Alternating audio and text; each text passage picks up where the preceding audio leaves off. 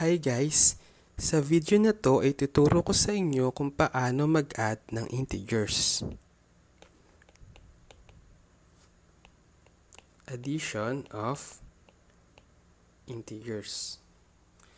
Pero bago ko ituro sa inyo ang different rules kung paano mag-add ng integers, ay ituturo ko muna sa inyo kung ano ang integers. So, sa everyday life natin, ang mostly ginagamit natin numbers ay yung counting numbers. Ano ba yung mga counting numbers? So, ito yung 1, 2, 3, 4, 5, etc. So, yung mga nabibilang lang na numbers, eksakto.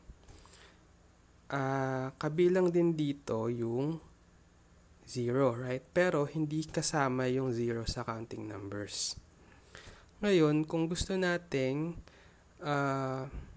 so napapansin nyo, puro positive, right? Positive ang counting numbers. So ngayon, kung gusto nating i-include ang integers, dito na papasok yung corresponding negative values ng mga counting numbers. So, negative 1, negative 2, negative 3, negative 4, negative 5, and so on. So, kung titingnan natin yung number line, so, ito yung 0. So, ito yung positive 1, positive 2, positive 3, positive 4, positive 5, etc. So, these are the positive numbers. And dito naman, yung negative numbers or negative numbers which are negative 1, negative 2, negative 3, negative 4, negative 5, etc. So, kung pagsasama-samahin natin lahat itong negative numbers, 0 at ang positive numbers, ito ngayon ang tinatawag nating integers. So, integers consist of the counting numbers 0 and the corresponding negative of the counting numbers.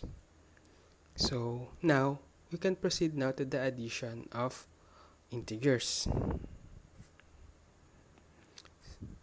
Rules in adding integers. So, meron tayong case 1, like signs. When we say like signs, ito yung pwedeng mag-a-add tayo ng parehong positive or parehong negative. So, if that's the case, ang rule, add the absolute values and copy the same sign. So, halimbawa, example,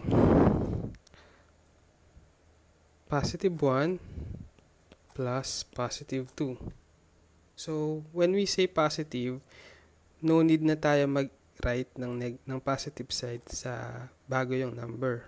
Automatic na write na positive. Unless negative, kailangan nating maglagay ng negative sign.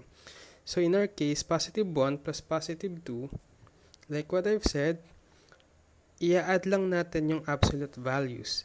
When we say absolute values, i-disregard natin yung signs. For example, absolute value of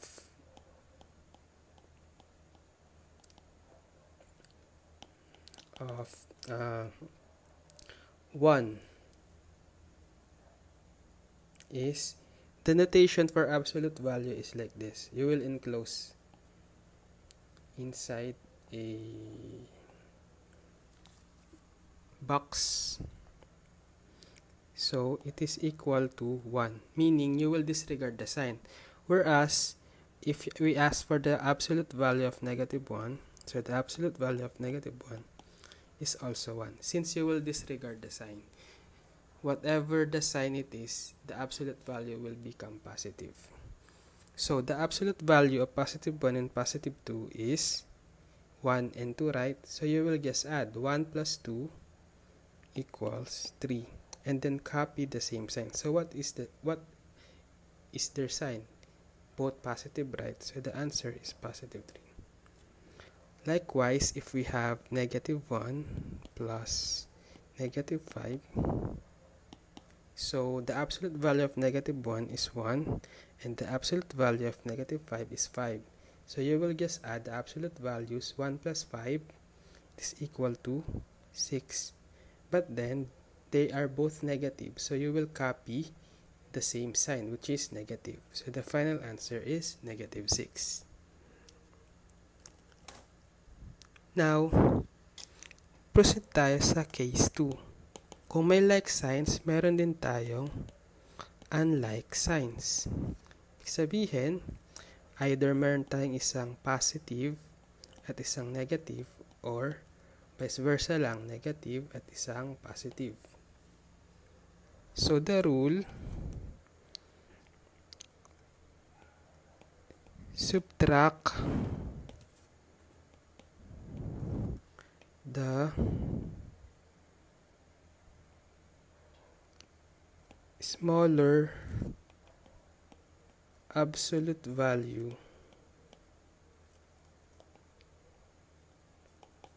from the bigger and copy the sign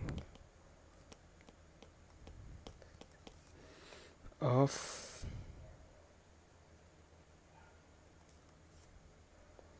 the number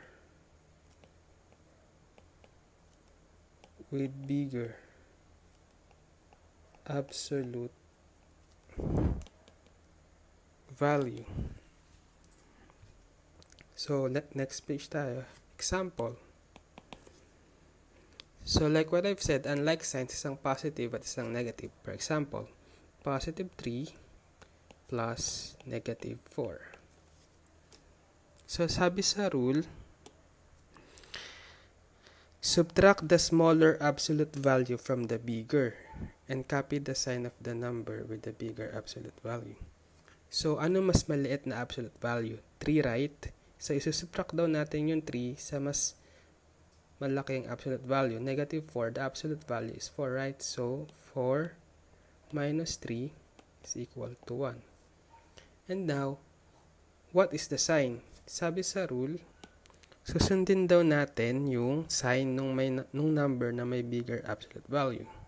So, ano ba yung sign or ano ba yung number na may bigger absolute value, right? 4. And what is the sign of 4? Negative. So, in the final answer, we will follow negative sign. So, our answer is negative 1. Another one. Negative 5 plus 8. Positive 8. So, subtract uli natin yung mas mababang absolute value sa mas mataas. So, 5 is smaller than 8, right? So, 8 minus 5 is equal to 3. And then, yung sign niya ay gagayahin natin kung ano yung mas malakas sa dalawa. Ano mas malakas sa 5 tsaka sa 8? 8, right? Ano ba yung sign ng 8? Positive. So, therefore, our final answer will be positive 3.